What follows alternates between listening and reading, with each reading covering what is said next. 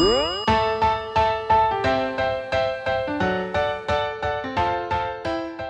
everyone, I'm Cappy and you're listening to Beyond the Plate. This is a podcast where we sit down with the world's culinary elite to explore their journey into the food industry and the social impact they have made in their community. If you're new to the pod, welcome. If you've listened before, welcome back. We hope this episode inspires you to cook or possibly do some good today as these chefs inspire us. And we're grateful to our partners who help make this podcast a reality. With that, this episode is made possible with the help of our friends at Ford's Gin. All right, everyone, if you're like me, you enjoy a good gin and tonic or a Negroni, or maybe you're mixing up that crazy delicious cocktail from last week's Beyond the Drink episode. Regardless, seeing multiple gin bottles at a bar, restaurant, or liquor store may be a little daunting. And this is why I truly love Ford's Gin. It was crafted by bartenders, for bartenders, and at-home bartenders alike to make a really, really good gin cocktail. Simon Ford noticed bartenders had various go-to gins for different classic gin cocktails and thought, why not make a gin that bartenders could use that would work perfectly in all these drinks, while keeping it at an accessible price? Thank you, Mr. Simon Ford.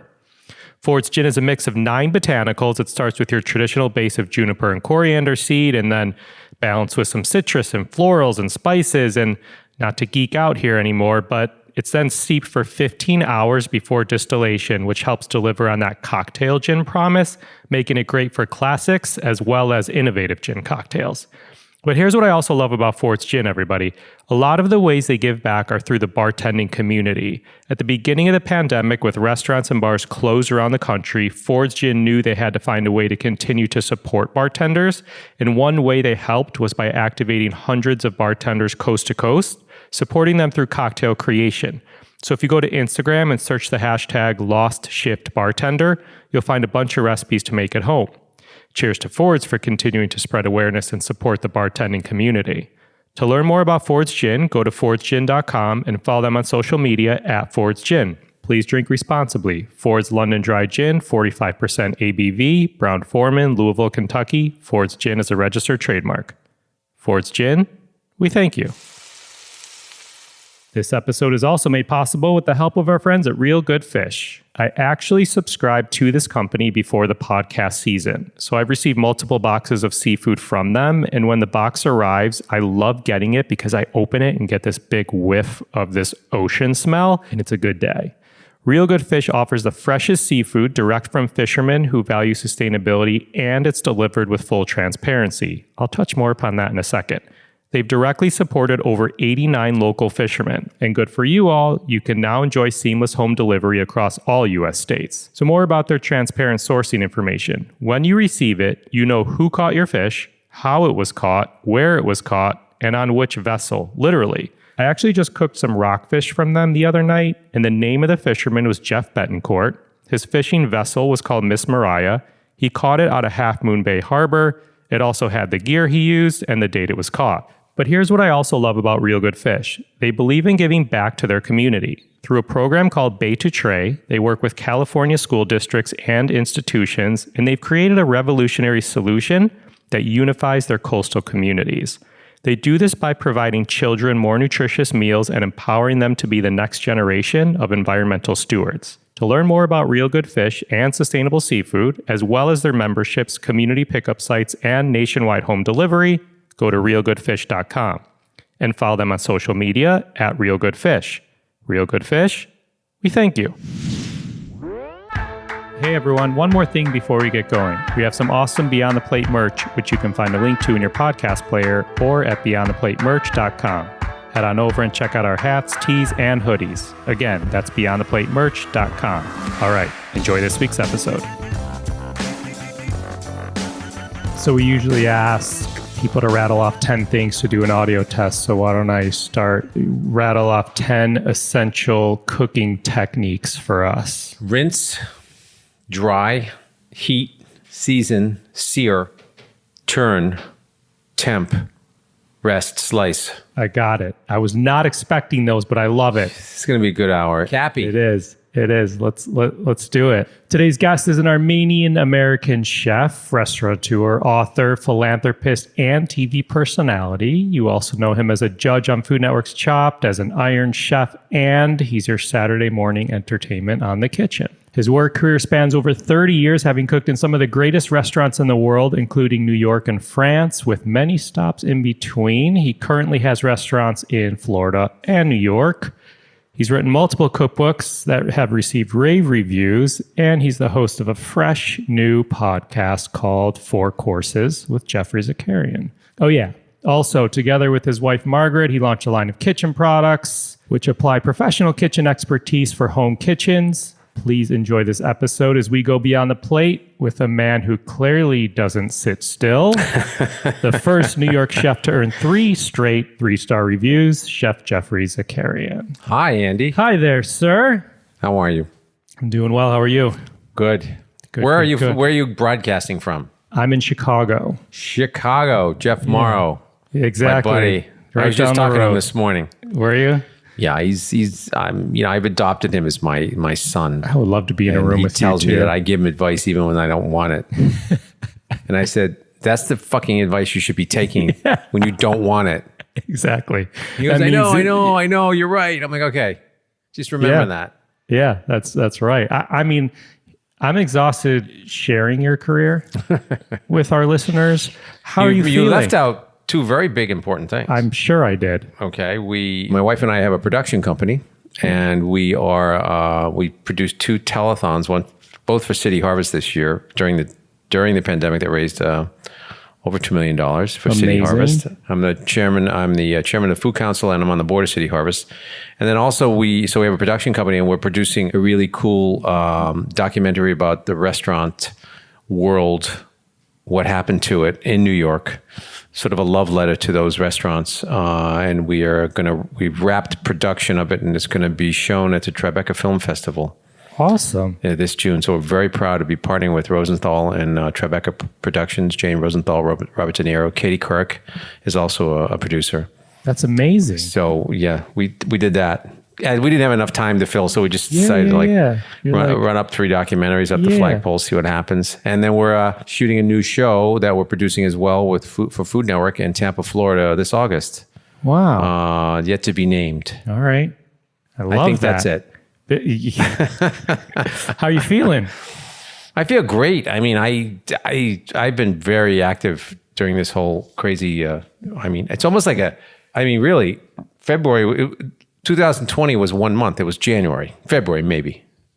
It's like 2 months.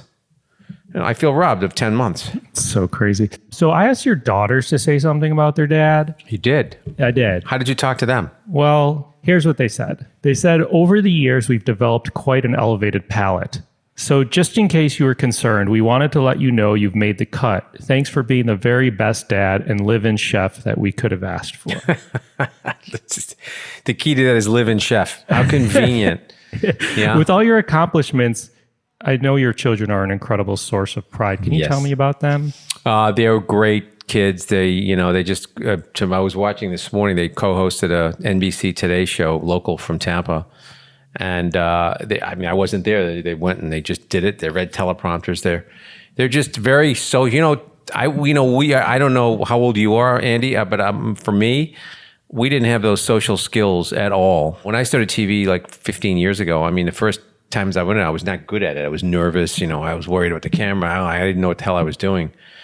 They had none of that because between TikTok and Snapchat and social screaming videos and all that, they're like, oh yeah, what do we do? Where's the camera? Yeah.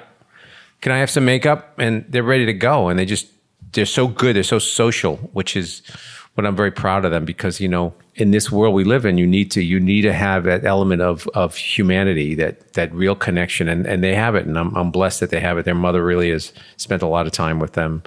And they have it anyways, but she gives them a lot more of it. So just great having them around. And we don't, if they want to be on TV again another time or zero, it's up to me. I don't care. So it's really something I believe that they actually genuinely enjoy because I'm not pushing them in any way, shape, or form to do that. Yeah, that's cool. So how about like little Geoffrey Zakarian? How would you describe yourself at like a at their age. Well, I have one, George. He's here. He's 7. Handsome fella. devil. He is. He is. I was very. I was youngest, obviously, of my family, and I was born in a house in Worcester, Mass. A house that was dedicated to feeding people. If anything was there, was Armenian. The Armenian sensibility is like the Italian sensibility. I would say that probably the Middle Eastern Israeli sensibility, or the perhaps, I don't know what other sensibility, but I think it's the Italian sensibility. And we had grandmother, grandfather, uncles, aunts, mostly aunts, and everything was made fresh. So breakfast was like a feast. We didn't have any money, but we made stuff out of nothing. Grains and eggs and lamb and leftovers. And then lunch was a feast, and then dinner was a feast. And then each meal period, you talked about the upcoming meal period and what was going to be eaten. So that's how I grew up. And I love it. I'm doing the same thing now. So we're always hungry and always eating, and there's always something going. The oven never shut off ever.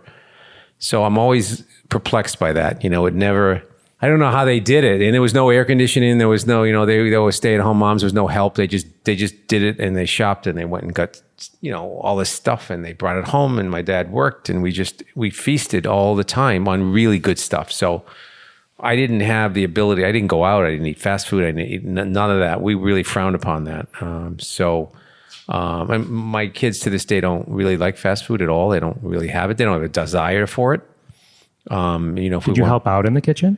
Oh yeah, I did. As a young kid, I did all the time. I baked a lot with my mom. So when the kids were outside playing hockey, I would play hockey for a little bit. Then I would come in because it was too cold, and I'm like, I want to bake. And siblings. I have an older sister and an older brother. I am the youngest, so I got to break all the rules. I still break the rules. I don't have a rule book. Are they into food at all? They were into food. They were into eating. But my sister is a school teacher, and my brother investment bankers. So they didn't get the food bug like I got it. I didn't really plan on being a chef. I didn't go to school to be a chef. I went to school to be an economics major and get an MBA. And then when that didn't turn out really well, I went to France for a year, just like a gap year. And I fell in love with, guess what? Food and lunch and dinner and 2 hours of this and 2 hours of that in France. When it was in the 80s, early 80s, when I was there, 81, I was 20 something. And like their whole culture is 3,000 years old. And their food culture is 2,700 years older than ours. And so it's really matured and sophisticated, and everything about their life is about enjoying life. What did mom and dad do? My mom is a housekeeper, a homeowner housekeeper. She painted the house. She went up on the ladder. She cooked the dinners. She sewed, and she basically did everything, which is the hardest job in the world, quite frankly, as I know, having 3 kids. My dad was a musician. He played the trombone, the violin. What else did he play? The clarinet. And he was a professional music. He taught music as a music teacher, music professor. And then at night, he had his own band. He had the George Adrian Orchestra. And, he was a big band leader. And he was really quite good. And there was music in my house every day, breakfast, lunch, dinner. There was students coming in and out, taking lessons.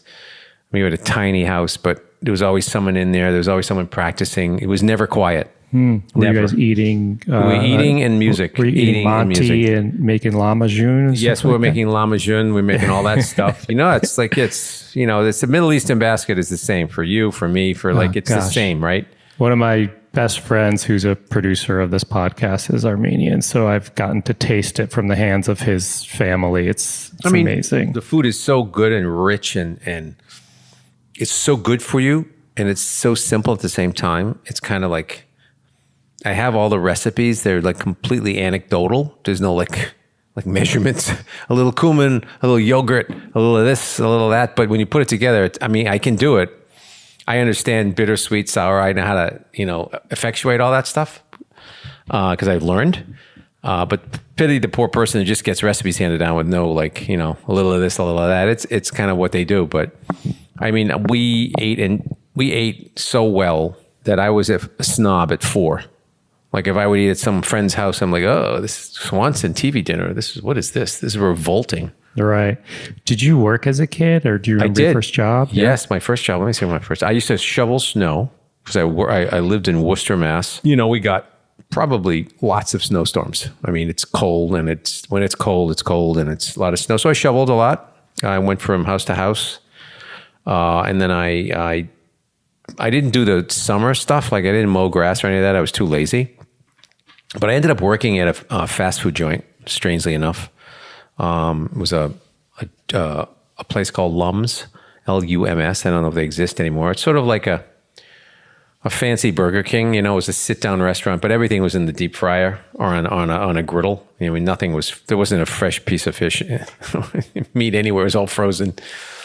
But that's what I did, and I ended up starting dishwashing, and then I was pretty competent and pretty like aggressive, and I worked my way up to manager in no time at all. And I was managing that restaurant, I think, when I was 17, 18 years old. It wasn't what I wanted to do because the food was just dreadful. But I did like making money. Yeah. So was it just great. A job? But you liked food at home, but it was a different kind of... It was a job. It was a job I could do. It was easy. It was mindless. And it paid well. And then I graduated to bartender at the El Morocco, which is a very famous restaurant back then in Worcester. 4 or 5 Lebanese women, one larger than the next. Nothing wrong with that, but they were all in the kitchen cooking all the time. Reminded me of my home, and the food was just amazing. I became a bartender well before I was able to serve drinks. I got a fake ID, and I really made money there because it was cash tip, and I was charming, and I like put on the big smile, and I remember that like it was yesterday, and it was a great time. It didn't last long enough. But, I had to go to college and I had to work. And so it didn't materialize. I ended up going to UMass in Amherst. So I had to leave that job.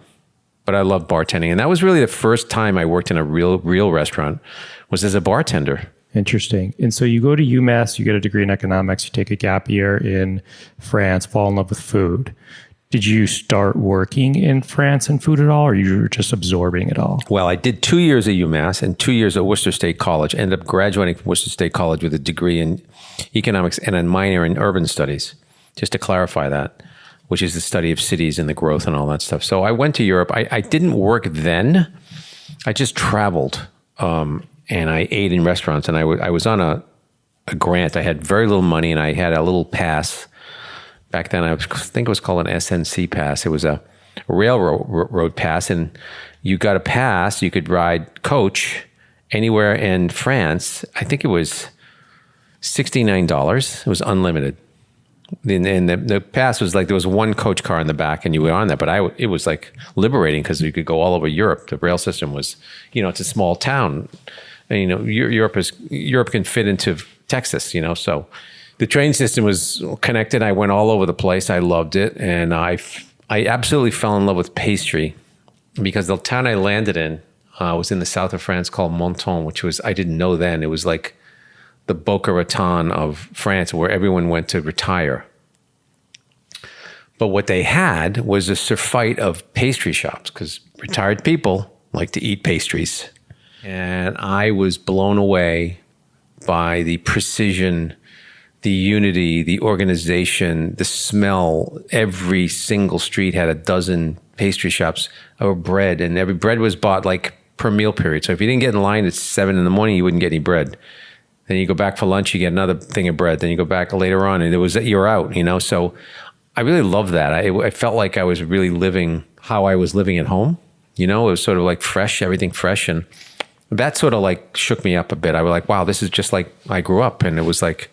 But this is like the real deal. I'm in France, and there's water, and it's beautiful, and it's old, and it's sophisticated. And so I ended up just hanging around there for almost, 6 months or so, maybe a little longer. If you know where Menton is, very close to Nice. So I made way of Menton, Nice, Ventimiglia, Monaco, and I gambled. I went to Monaco and gambled. I'm a big James Bond fan. And that was like back in the day where the first... I was a Sean Connery fan. So I went to see Monte Carlo and where the casino was, and I loved all that stuff. I never gambled in my life. I had a very limited budget, and I went into the I had one suit I had bought at Alan Bilzerian, which is a private men's salon that I used to buy like handmade clothes because I made this money bartending. So I'd like buy good suits. So I bought a suit. I brought one suit, and every week I would go to dinner at one place, and I would dry clean it or clean it and save it for the next place. So once a week I went to a fancy place, and the rest of the week I ate real cheap, like couscous royale was 12 francs for like a plate, and you just stuff up on that one day. So I put my suit on, went to the casino thinking I was like all, hot shit. And I won a lot of money. I searched out a game that was easy. I didn't understand gambling at all. So I played roulette because it's easy. You throw a ball down, you put money down. I watched a bit. There were Americans there, so I could understand what they were talking about. And I put some money down and actually won. For me, it was a shit ton of money. It was almost $10,000. And I didn't understand it at the time. Like I left and I was kind of in shock at what happened. So I had this money. I had fallen in love with a thing called the Michelin Guide, which is this book that I would get pastry. I was looking at pastry, and I went in the bookstore, and I asked the person in broken French, I want a guide to shops and restaurants. He said, Michelin. And they gave me the book. It was very thick back. It was a big, thick book, red. The guy in the thing was a blimp. And I was in Nice, in Menton, in Monaco. And so I had this money. I had all this money. And I decided to go and eat. Instead of once a week or twice a week, I could go eat as many times as I want, and I'm going to blow all this money. And I did. And so I went from the south of France, drew a map around Bordeaux, Marseille, Lyon, Chablis, Champagne, Paris, and back, and the whole thing. And I ended up in Paris, and I did the whole loop on the train. And I would eat at all these great restaurants. I would have lunch because it was less expensive, and I would write everything down. And so I ate at 2-3-star restaurants all the time. And I think I got 17 of them in, and I still had a lot of money left over because there was one person, and I could only drink so much. And it's like, okay. And the franc back then, I think it was 10-1. And that was when it was a franc. And Mitterrand had just been elected, so the franc like devalued. It was a socialist, so bad for me, bad for France, good for me because the dollar just was so strong. So like a bottle of Dom Perignon was like $48. It was amazing. And I got all this information about restaurants, and absolutely that's the reason why I'm in this business, is because it was just the sheer impact of dining in a 3-star restaurant alone and having all this service. And it was like the most beautifully cadenced ballet you've ever seen. And I was in my early 20s, and I'm like, this is what I want to do. Without a hands down, this is what I want to do. I love the front. I loved everything about it. Not just the food. I wasn't enamored with the food, but I knew I had to get to it through the food. I mean, that was the way to start. I had to start in the back. You don't go to school and like, I want to be a maitre d' in France. It just doesn't happen. And so you came back. Is that when you decided to go to CIA, or did you start working? Came back. Okay. I blew the entire rest of the money coming back on the Concorde. Amazing. Yeah, it was. Not a nice plane, by the way. Loud, really fucking loud, fast. And at the time, I think it was, I'm going to say it was $6,000 or $5,000. It was a lot of money. I didn't really tell my parents much of that story, and they're not around anymore. So please don't. Please don't. Yeah. So I came back and I told my parents I was not going to go get an MBA, and that I was going to be a chef, just like that. And my mom said to me, she was not happy. And I wrote this in one of my books. She said, quote, be a chef. Well, you're going to grow up and marry a waitress. And so that was the vision that she had of the world. You can't blame her. This was 1981. And I get it. At that time, she was close to 80 years old, 75. But I went to CIA. I went to 2 weeks, and I went up there and I brought my book that I wrote. Was it in Hyde Park at the time? Yes. Yeah. And it's still there. It's 10 times what I was size when I graduated from there in 2002. Okay, so it's 10 times what it was in 2002 also, right? Yeah. It's unrecognizable. I was just going to say, and I actually had Tim Ryan as a chef, and now he's the president. So funny, right? I was there at the time when it went from Mets to Tim Ryan. Yes, that was I was there when it was Mets. That was when in the Mets middle. got thrown out for some scandal. We won't talk about that. Yeah, that was in the But middle. I love Ferdy. He was great. Yeah. That dude was like, I mean, I'm sorry, Germans run things really well. He was like the rock star. I mean, walking through the hallway, if you see him like 100 feet down the hallway, you were like, stand up straight, prim, proper. Right. You know what I mean? He's like, the guy that got all, he got Hobart and all these people that donate millions and millions of dollars. He made that school what it was. Yeah. Tim made it even better. Yeah. So they both did a great job. But I went there and they said it was a 2-year wait list. And I said, no, I can't. I got to speak to someone about that. And they're like, and I already had a degree. So I was coming there out of, college. I had a BS already. And they only offered an associate. So I was sort of like already, full of piss and vinegar. I'm like, I can't wait 2 years. So, well, sir, you have to wait because we don't have anything. I said, could I speak to the dean of admissions and all that? So I got into the dean of admissions and I showed him my diary. I said, look, I don't want to brag, but you need me here. I've eaten at 18 of the 21 3-star restaurants in France. Your entire faculty, no one's done that. And I can share all that with your students and with your faculty because it's really remarkable what I've done. I don't know if there's anyone here on campus that has ever done that. And they were like sort of taken aback. Rightfully so. And I was, I could have said it in a better way, but I wanted to get in. I was very much like, this is going, I'm going to get in. And so they talked and they read it and they go, oh, whatever. And they said, well, you know what? We really don't have anything, but if we have something, we'll let you know. And I said, okay. I went back to Worcester and I think, 3 or 4 days later, I'm not sure how long it was. It wasn't a large period of time. They said, we have an opening in 2 weeks. So I borrowed the money. I don't know where I got it from. Some from my dad, some from some friends.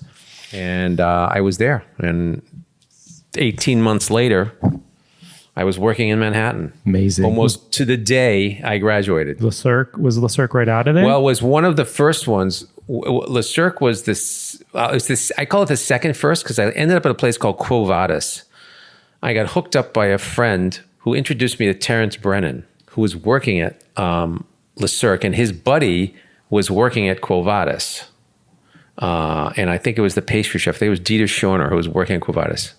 Yeah. I was just going to ask you if you knew him. Yeah, very well. I'll tell you how this happened. Oh, God. He was my pastry instructor at CIA. Yeah. So I think that man, Yep. No, he just passed, by the way, 2 years ago. Yeah. I know. So horrible. he played a big part in my life. I went to Quo Vadis, which is a very fancy restaurant on 63rd Street. It used to be the Club Macanudo, if you know where that is, on 63rd and Madison. It was a very vibrant Italian-style French restaurant. It was gorgeous dining room. Killer chef downstairs. There's a lot of people. My name escapes me. I worked with a lot of guys that worked there, and they all started leaving. Dieter Schorner, everybody left, and they ended up working at Le Cirque. So as soon as I could get out of there, I went to Le Cirque. It wasn't too long ago after that I went there, and I interviewed for a job. Alan Sayak was the chef, and he spoke very bad English, and to this day, I love him. He's still with us. He still speaks the same bad English.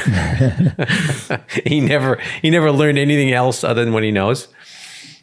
He's a very good sense of humor. And I interviewed with him, and I said, I'm working at Quo Vadis, and I want to work here. And he said, well, I don't have anything. I said, I have nothing. I don't have a job. I don't have any position. Huh? And I said, I'll work for nothing. I want to work here. He goes, what? I work for nothing. I just want to work here now. When you have something, you can pay me or not. I just want to learn. I want to work here. He goes, okay, come tomorrow. That was it. So I went tomorrow. I went there. I started hanging around, and I was like just doing odd jobs, nothing. The worst, pulling crayfish, whatever. The worst job that was possible to do, I was doing it, okay? Which is what you do. But I was so happy because I was like peeling crayfish and potatoes in the back, and I'm watching everybody to my right, to my left. I had a butcher over here watching. I'm watching this guy cut sweetbreads. I'm watching this guy accept soft shell crabs. I'm watching this guy get white truffles. And in my mind, I'm going, I've arrived. I'm back in France. This is what I saw. And I remember like this was the restaurant to be in. And, David Boulay was on the line. Terrence Brennan was on the line. I wasn't on the line yet. And a couple of days into this routine, or 2 weeks, not even 2 weeks, a very short amount of time, the assistant pastry chef, Dieter Schorner, was working there. So Dieter Schorner had come over, and he did the Four Seasons cake and creme brulee and all this stuff. So he was like the god, right? Very quiet German man, but intense, right? Intense like crazy. And I didn't know him very much. I knew him a little bit from Quo Vadis, but I didn't know him that much. And the pastry chef assistant who made all the soufflés was making candied fruit. And when you make candied fruit, you cook sugar to 236 degree brie. Then you put it on a toothpick like a clementine or an orange, and you dip it in the sugar and you let it set, and it hardens. And it's one of these beautiful. It was for the mignardise, the petit four plate at the end. It was all these little lemons and baby kumquats and baby grapes, all with candied sugar. Very old fashioned, but we give this beautiful cookies and things to people. And that was the end course. It came free of charge after you paid, through the teeth for the dinner. Something happened. He was doing this. He knocked it over on his hand. So if you've ever had something spilled on your hand, so water's 212 degrees. It'll scald you and give you a second-degree burn. This was sugar at 260 degrees. So he had serious burns. He'd rushed to the hospital. And the chef said to me, okay, now you're in pastry. Go in pastry. I still wasn't getting paid. And that night, we did like 130 soufflés. That's how he learned how to make a soufflé. It was like, okay, this is how you make a soufflé. Dieter Schorner was freaking out. He didn't have his second guy. So I just basically put my hand through a wall and just show me. And I grunted it out. The first day was a disaster. The second day was better. The third day was better. By the fifth day, I had it, and Dieter started like smile at me, and I would joke a little bit. And he was a little smile would come to his face. But I stayed there for the longest time, almost 6 months, and like that's where I got all my pastry skills. So my first real job was an assistant to him out of a complete accident. So when I saw Fernando like years later, I'm like, thanks for burning yourself, bro. You really helped me out. Did Dieter Schorner ever tell you the story when he was I think it was at the Savoy, and it was something about a souffle, whatever station the souffle was on, and he had told the owners of the hotel the pastry chef's pump broke. One of the soufflés. There was a funny story where a soufflé didn't rise correctly. And the pump broke. And someone said, what happened? He said, their pump broke. That's hysterical. Let me tell you, that man was like, the knowledge he had, and he's very unusual because he was a really great guy as well. Because once you got in with him, once you proved that you got his back, he had your back. He would like, let me show you. I'm going to show you. Take these recipes. These are for you. I mean, he gave me everything. He could take the most simple cookie ever and explain to you why an ingredient in the cookie does what it does. And it's the most fascinating thing. Been doing it for 50 years. It's all he wanted to do. All he ever did. He was the first one and the last one. I've never seen a guy work so hard. His wife would make him his wife would make him little like lunches. Like it was like amazing. I love that you brought up his name. This incredible like dedication. And the biggest smile when he got out of there and started teaching, he was like, he enjoyed his life and he loved teaching students and he just loved it. And I tell you, that was like, it doesn't happen often, but that's how I learned how to make soufflés. And then now I'm like known as the soufflé guy, there's no reason why other than that. And I just, it was like fell into it. I stepped in shit basically. And I was there for almost 5 years. And I was the first American sous chef there, chef de cuisine. I'm probably skipping around, but I'm so curious about the Delano job in Miami, like mid 90s, 94. What was it like? You like seen these European kitchens, I guess at this point, Le Cirque, hot restaurants in NYC, and then you're going to Miami in the mid 90s. Yeah, 90. The reason why I went to Miami was one reason. It was Ian Schrager and 44th of Royalton. So I was at 44th of Royalton. I opened that place in 88, 89 with Jeffrey Chartereau. I was there almost 9 years. And Ian opened up Paramount. Morgan's was first. Royalton was the second. Paramount was the third. And then Delano was the fourth. And Delano was at a time when Miami was like a shithole. It was needles and drugs and bad. It was bad. It was like not what it used to be. It wasn't the Fontainebleau of old. And he bought a hotel, I think, for pennies on the dollar with his partner, Phil Pilevsky. And he bought this hotel. It was basically a dump. It was the Delano, and it was an old Art Deco hotel. It was a shell, really. It was wrecked. But in Miami, you have these historic laws. You couldn't touch the floor. You couldn't touch even though if it was the ugliest fucking floor you've ever seen. You couldn't touch this or that. So he brought in Philippe Starck. I think he bought the hotel for $2 or $3. It was a stupid number, $2 or $3 million. He brought in Philippe Starck, who did the Royalton, who basically created such an incredible wave of attention with the Royalton. And he made this hotel where you get up to the first step and it was all like drapes and mahogany and chandeliers and white. Everything was white. And from the door, you could see the ocean and then trees and checkerboard. It was like off the chart beautiful, but very chic and simple, but like it was Paris, but like a Paris that no one's ever seen.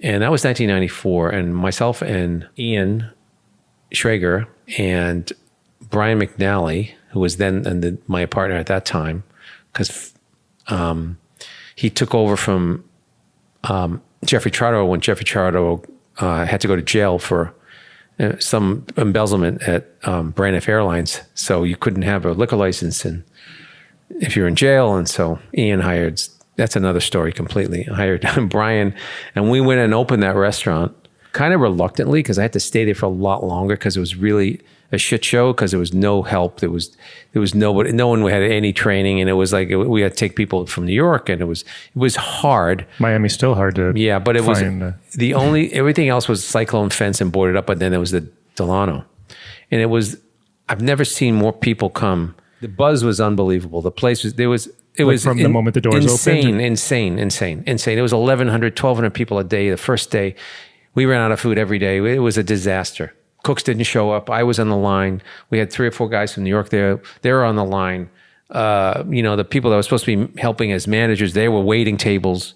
We're all just like, we're in the shits. We were living upstairs. I didn't come out of that hotel. I went up downstairs, upstairs, down. I stayed there for almost, 3 months. It was in July. It was hot, like you were running the god kitchen. awful hot.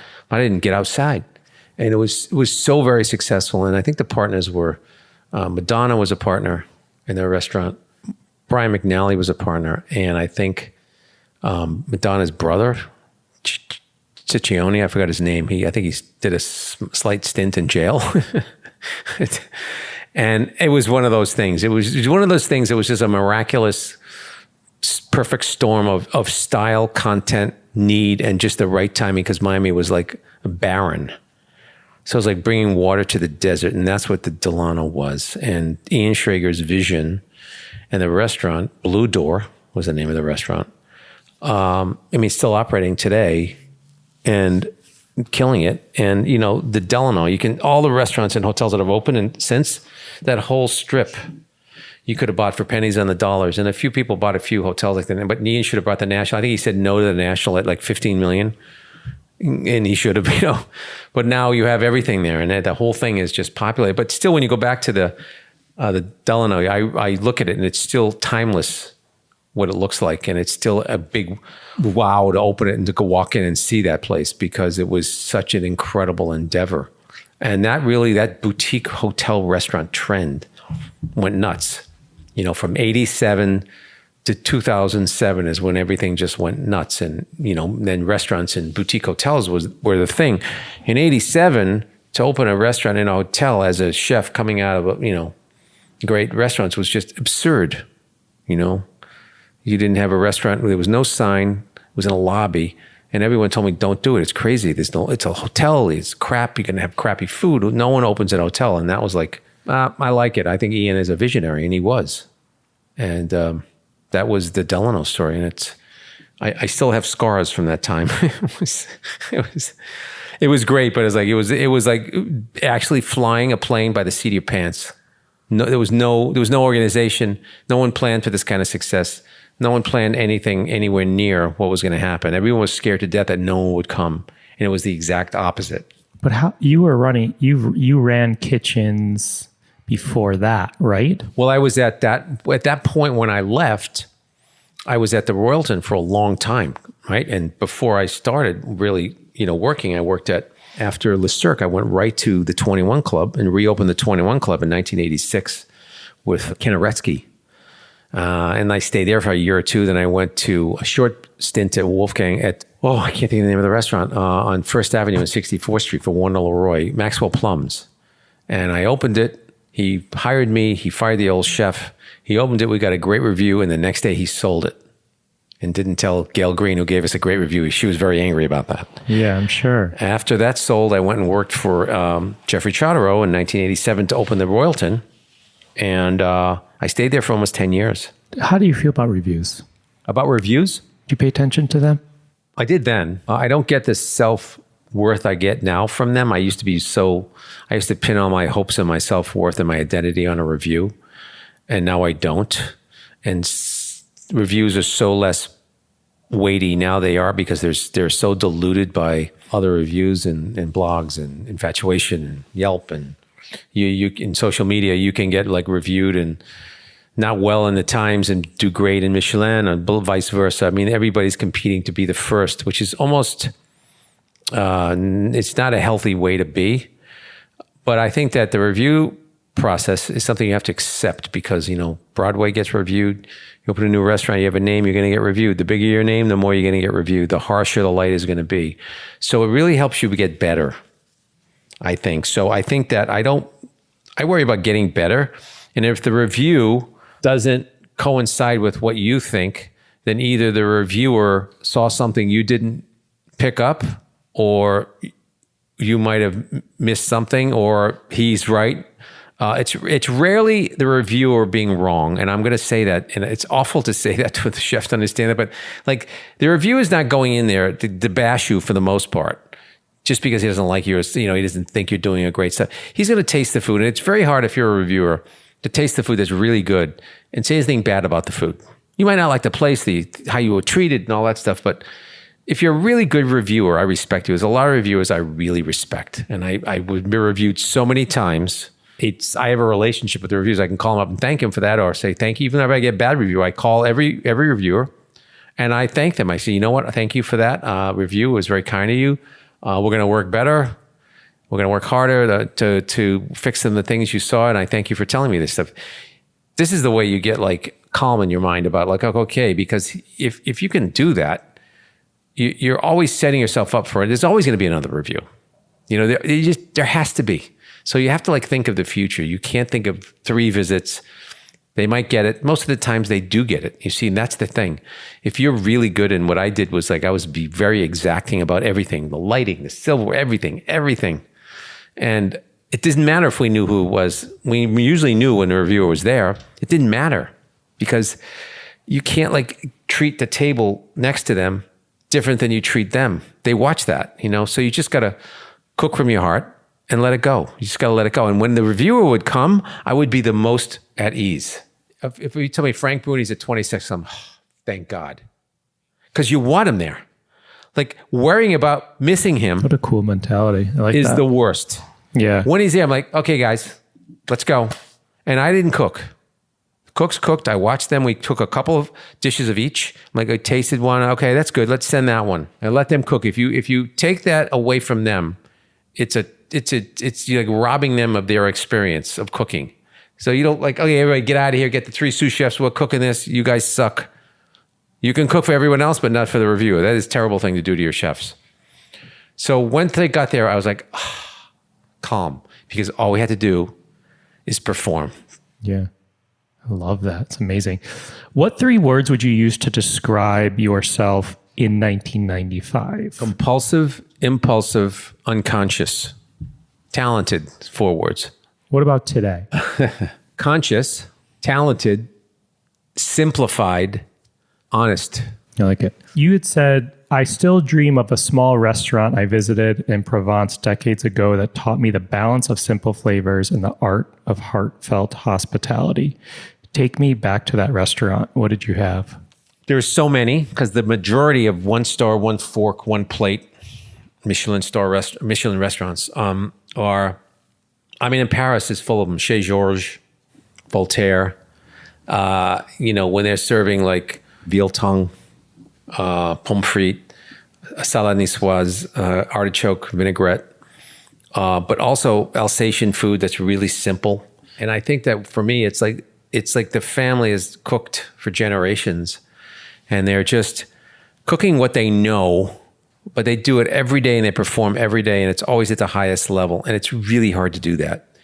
And if you can do that and you can create an environment where people come back to you over and over and over and over again, you have a 30, 50, 75, 80, 100-year restaurant because you're really respecting the artistry of it, yes, but really the tradition and the technique. And people will come back for that. It's okay to do the same thing all the time. And that's really hard to explain.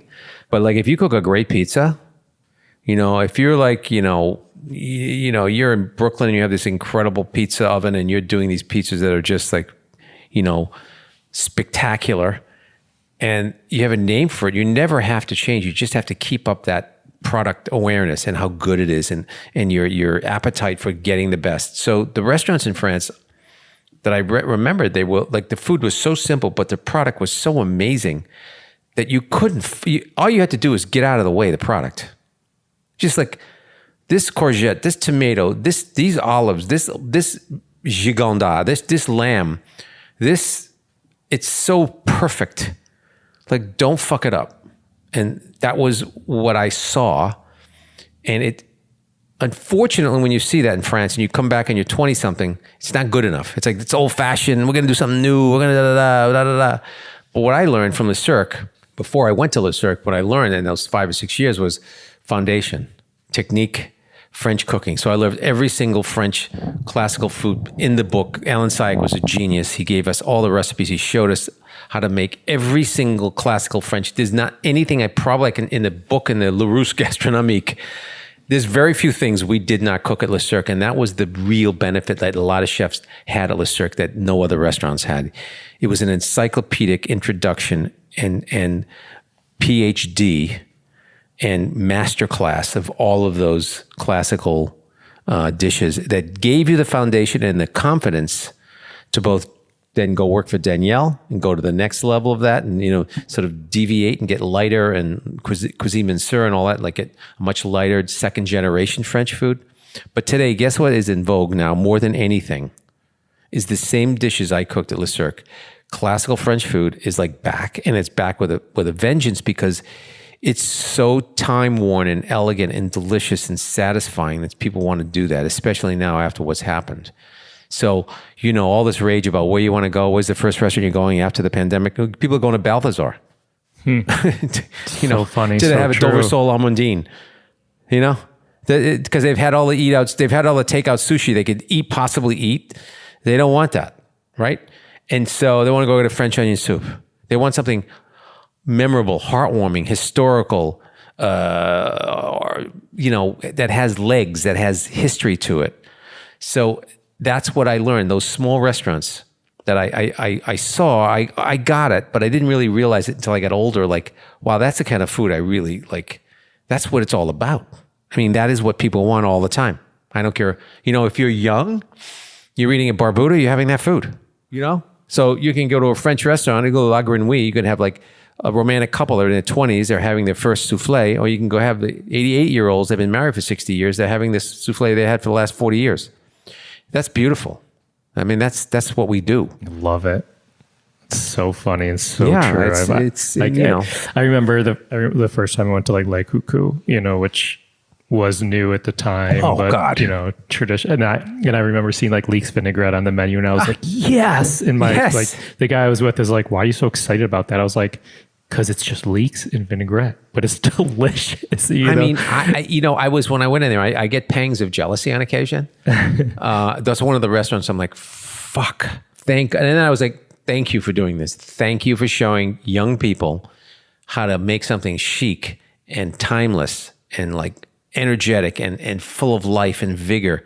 And the chef, Danielle is amazing. And I remember running into him in Paris.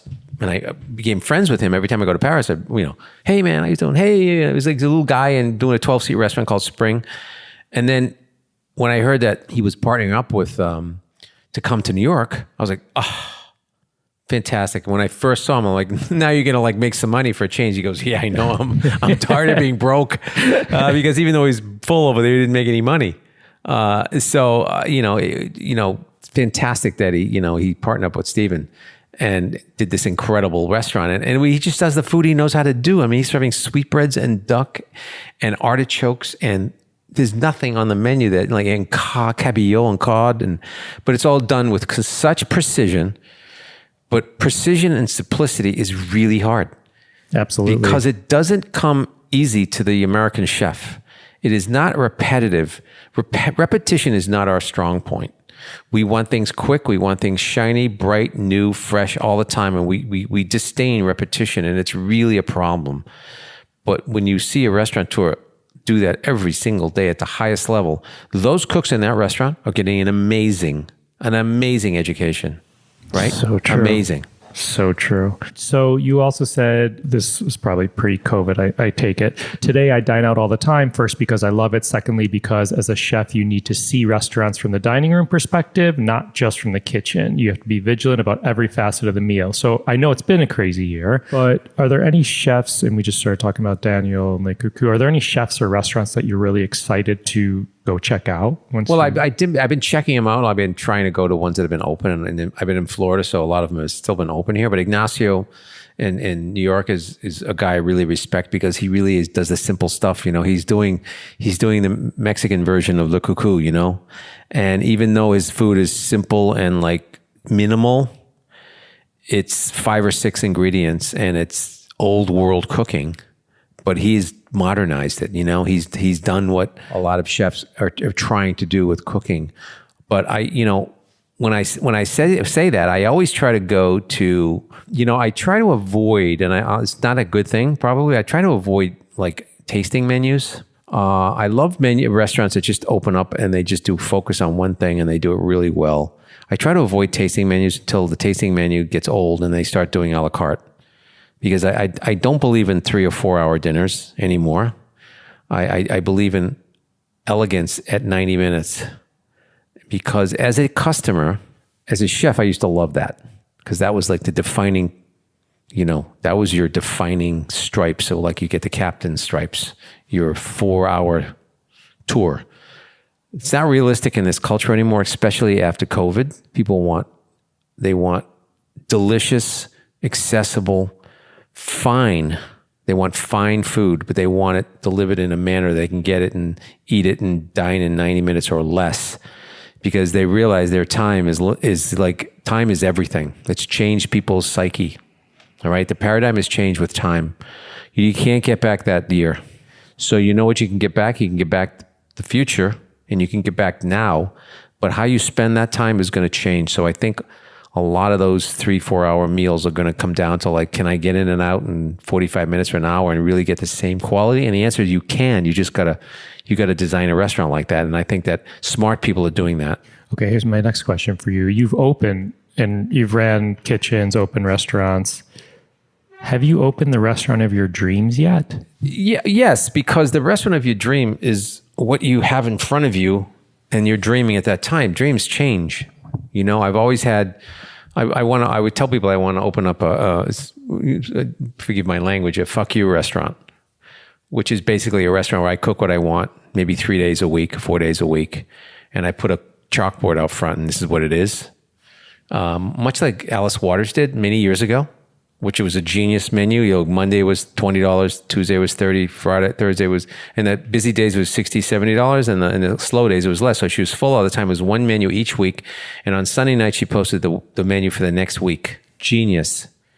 Tough as hell for the kitchen, but what a wonderful way to live. So you make one thing every night, you perfect it, and you just go on and on. So 52 menus is 52 learning experiences and 52 changes. Really smart. So I love that attitude. And I would love to do something similar to that, but not more than 3 or 4 days a week. Just make it very exclusive, very expensive, and just let the cooks and chefs cook what they have. And that's like, and everything is, it's expensive because there's nowhere, you cannot get it anywhere. It's just like, this is the best truffles, the best langoustine. We have live this, live that. It's just amazing. And that is a restaurant, I think, to this day, still has legs and still will have legs and still will always be some, because there's always people that want to have the very best and let you take care of it. And no menu, no 5-course tasting, none of that. Just everything's a la carte, and it is what it is. And if you don't like Tuesday's menu, you come back on Thursday or next week. It might be better. And you might like, if you don't like fish and we're serving fish that week, you're out of luck. Yeah, so I love it. That's sort of what I would love to do. Yeah. I want to get into social impact really quick as our time winds down, but I need to ask you this question because I feel like it's a good one for you. You know how like when you're at a concert and musicians are on stage and then they bring out another musician to surprise the guests, you know, whoever it is. If you were to do a surprise dinner or a dinner where you could surprise your guests and bring out a chef to do a certain course, who would it be? Bring out a chef. Wow. Someone living, obviously. Yeah. I could go back in time and get someone. Yeah. Oh my gosh. Well, I think that it would really depend on like what the makeup was. But if it was up to me, I would probably bring someone that is not that well known. I would probably bring someone like, God, it's a good question. I would probably bring the second of some restaurant, someone that is is exactly the chef de cuisine of someone, probably from Paris, probably from a 2 or 3 star restaurant in Paris. Someone who is like not well known yet, but is going to be like the next. Someone I think that's like, this guy, watch this guy. Who is this? Like it's a surprise, and they bring him out. Like, I don't know this kid. Who is this kid? Yeah, they're going to eat the food and be like, holy. This kid is going to be the next Jean-Georges. And he's here tonight before you're spending money at his restaurant. You have a chance to be an investor with him. So I would try to get him a gig as someone I felt was ready and get him an investor, because I think that's the thing we should be doing as chefs, is trying to open great restaurants with talent that has the energy. You know, you need energy. You need 25 years of like bloodletting energy to be successful, to really make a name for yourself. I don't mean just make one restaurant. You know, if you want to open several restaurants and then have them legacies, you need 20 years of real success, because some restaurants take 3 or 4 years to pay back the money. Some fail. You'll have restaurants that'll fail. You have restaurants that'll succeed. You'll have restaurants that'll break even. You have restaurants that'll like always in a mess. The best restaurateurs do that. You know, it's just the way it is. So you need that 20-year period, and a lot of chefs don't understand that. They just want to have like, I want my stars. I want to open my place and get all these ratings, and then it's going to all happen. And sometimes it doesn't happen. You know, sometimes you get a great review and you close. I like that. Okay, so all of our guests on the podcast give back in different ways. It's actually why we started the podcast, to share what chefs do beyond a dish you may know them for, you know, in their restaurant or on TV or whatever it may be. So I know your daughters, they have this book, The Family That Cooks Together. It seems like food and cooking and giving back, it's important in your family. And you mentioned your involvement with City Harvest. So rather than me asking a few questions, I would love for you to just jump in. I'm very familiar with them too. And some other chefs have mentioned, Eric Repair, mentioned their involvement, but I would love to you to dive in on your daughter's involvement with that, as a family. We bring them to the center in New York, and we've done many food-a-thons with them. They've been on virtual shows, 3 or 4 shows during the pandemic, raising money. We go on drives to mobile kitchens with them. They're very involved. We bring their friends to go help pack food. It's something that we do as we do, and it's part of your daily routine, is to realize how lucky you are and realize there are people that are less fortunate and need help. And it's very easy to help people. It doesn't take a lot of your time. And I remember I think we invited 6 or 8 of their friends in New York the last time we packed before this COVID happened. It was a Sunday. And, Sunday is a day of playing with the kids and the friends. I said, well, we're going to do this instead. Okay, so we came. We had a blast. We packed about 3,000 pounds of sweet potatoes and root vegetables, because City Harvest gives half of their produce, half of their giveaways, fresh produce, which is remarkable. And then, we spent 4 hours, and then we all took all the kids to brunch after, and you could see how it impacted them. They were so happy to help, had so much more energy at the end of the day than at the beginning of the day, and they couldn't wait to get back. And it's just this experience of like knowing that you've done something, you've physically handled something, you've physically exerted yourself, and you've had other people doing it together as a group. Is a really nice experience to share with your kids. So that is an indelible moment I won't forget. And I've been involved with City Harvest like on and off for almost 20 years, but as chairman of the Food Council for I think 7 years, and Eric introduced me to them to help me. And I said, yes 10 times right away. And it's such a great, it's been around for almost 35 years. People don't understand. It's not like just now. But it's, food waste and to marry waste with need for no dollars is amazing. And that's what we do. It's 100% unfunded private company that gets food from the likes of Walmart and Costco and Whole Foods and other companies that send us food on a train that is expired, which to me is a great way to waste food because usually they take that food and throw it away by law. So that's a terrible thing that has to be replaced. So those expiration dates are really marginal at best in telling you when something isn't right. But in the world, in the scheme of things, it sort of paradoxically works out to our benefit because we get that food and we can give it away. They can't keep it on their shelves because if it expires, it sits there. But we can take it. They get a tax deduction. We take it and we give it away right away within 24 hours. So it works for both sides. And so last year we were supposed to give away 60 or 70 million pounds. I think we gave away close to 100 million because of the ramp up from the pandemic. And we were like on fire in a good way and a bad way. We couldn't find people. We had to, these truck drivers and the frontline workers. It was just incredible what happened. So my way of giving back is really City Harvest because I have a big mouthpiece, and we did 2 telethons and we raised millions of dollars, and that they translate into like hundreds of thousands of meals. And so the waste is something I've always grew up at because I grew up in kitchens, and the chef would they would go through the garbage, and if you wasted food, he would make you go in the garbage and cook something from it. And it was a lesson I'll never forget. And we throw away like 20% of our food. It's an unrealistic amount of food that goes to waste. I can understand 5%, maybe 7 to 10%. But in this day and age, with what we know in technology, why is that? Why is that happening? And City Harvest, among a lot of other organizations, Share Our Strength and all that stuff, and Meals on Wheels, and great work that all the other chefs do and all the other organizations do. We're part of that, solving the food waste problem while feeding people. And that problem is the same problem.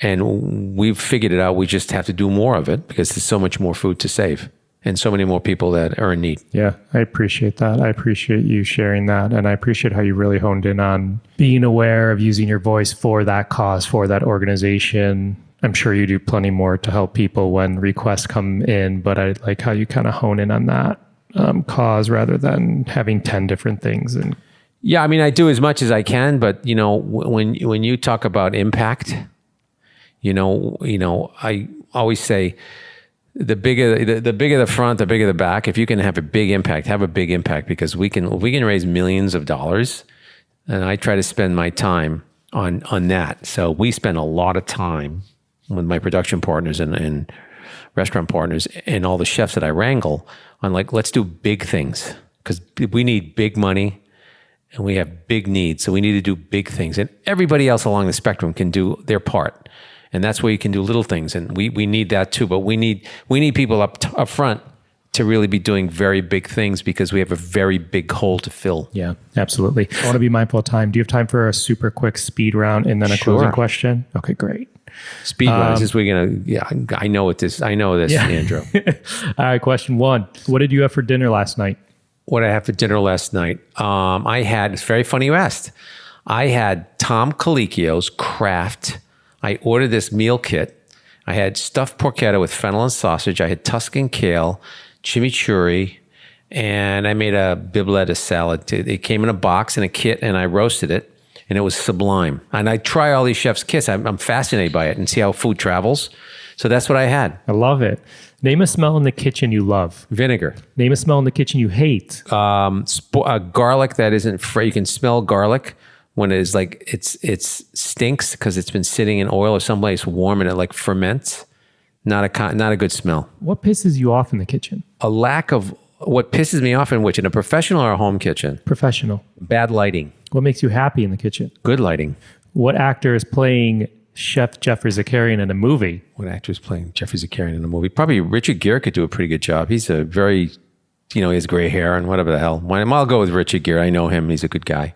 I like it. All right, let's do a closing question. You have me real hungry after going through a lot of this food talk and traditional classic dishes and techniques and cuisines. I'm like so into classical food now. It's like I go back and look at my notes. I'm like, fuck, why haven't I done that? Why haven't I done this? Why? I'm going to do this. I'm going to bring this back. I'm going to bring back cartoons. Yeah. Here's my final question. Your podcast is called Four Courses. Yes. Tell me your dream 4-course meal. I tell people all day long, what's your final meal? What's this meal? And I was like, that's so like depressing to think of that is like that. But it would probably champagne with each course and maybe some really good burgundies. Definitely caviar. Definitely like turbot. Very little red meat, but if I had red meat, it would probably be, duck or game. Nice smelly game. And then white truffles. All those things that are very sort of special that come and go with the seasons. I would sort of wrap that around. And for finish, I grew up and I started in pastries, and I think pastries, the simpler the better. But if I could have Didier Shona make me his Four Seasons chocolate cake, or have a real creme brulee like I used to make it, or he used to make, something simple like that, and a really good Cuban cigar. I love it. Yeah. Thank you. I think Sounds good, right? I think I still have that creme brulee recipe on a note card. I may have to make that soon. Andrew, the problem with that creme brulee recipe? You can't find the sugar we used to use to glaze. There's a certain brown sugar that they don't make anymore. So we had to take brown sugar now and dry it first. There's a little something for you. We used to use this brown sugar that was granulated. It's hard to find. I remember him saying it was like a sifted brown sugar, and I was because what happened with brown sugar, if you put the flame too close, we'd put it under a broiler. It was like one of those steak broilers you see at the steakhouses that come down. It was like 1,000 degrees, and you gotta be very fast. If you didn't do it quick enough, where the sugar wasn't dry, it would have these black dots in it, so it would burn it because there was too much water in the sugar. It was very hard. And he showed me millions of times how to do it. You have to sift it in the hand and sift it and dry it and sift it and dry it. And then, you have to take it out and put your finger around it and rim it. And it would just get the right glaze. And then once you did it, you couldn't put it back into the refrigerator because it would bleed. So you had to do like a tray at a time, let it sit out. So it would be chilled, but the top would be crispy. There would be a slight chill to the creme brulee. And the top would be that whack, you had to, if you put it in the fridge after that, it would bleed and melt. And it was hard. It was you really had to walk down the line behind everyone. Yes. Yeah. So it was always like, I'm sorry, I need creme brulee. And they're like, fuck, there's 10 ducks, and people would scream at you. And like, we had one grill, And so that was why it was, when it was good, there's nothing like it. There's nothing like a creme brulee. When it's really done amazing, you're like, wow. And basically we sold them, I think, for like $11 back then. It would cost 22 cents to make. Well, Chef, thank you again for being so generous with your time. I appreciate it. I appreciate all you do for City Harvest. I love seeing how you and your wife parent the girls and what they're up to, and talking about these classic dishes. As I said, if I don't go and get a French onion soup within the next week, or it's hard to get a good one. Try to find a good one. I mean, it's really hard. I know. I was talking, it's funny. I had one, I celebrated my birthday recently, and I work with Rachel Ray, and she called me. She said, "What are you doing for your birthday?" And I was like, honestly, we're going to a steakhouse. I'm not a big steak guy, but I want French onion soup. Yeah. And she's like, I respect that. I was like, but the problem is it needs to be good, because there's too many variables, and some people half-ass it and they fuck it up. I was like, basically cheese. Yeah, exactly. And it's cheese. It's not very good cheese. And it's with wet onions. The onions aren't caramelized enough. The sherry is too much sherry. The bread is wrong. It's too thick. It's not hot. It's not hot enough. The depth of the broth isn't right. It needs to be a deep broth first. And then you don't sweat the onions enough. You rush them. You end up burning them. it should, this, you know, I say simple plus 30 years.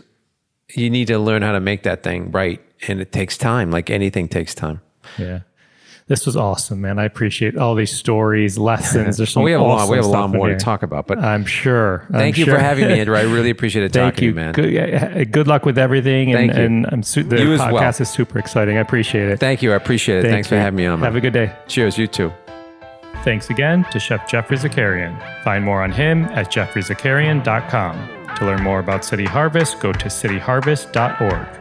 Find me and keep up to date with this podcast across all social media platforms at On Cappy's Plate, or go to beyondtheplatepodcast.com. Beyond the Plate is on all of the socials at BT Plate Podcast.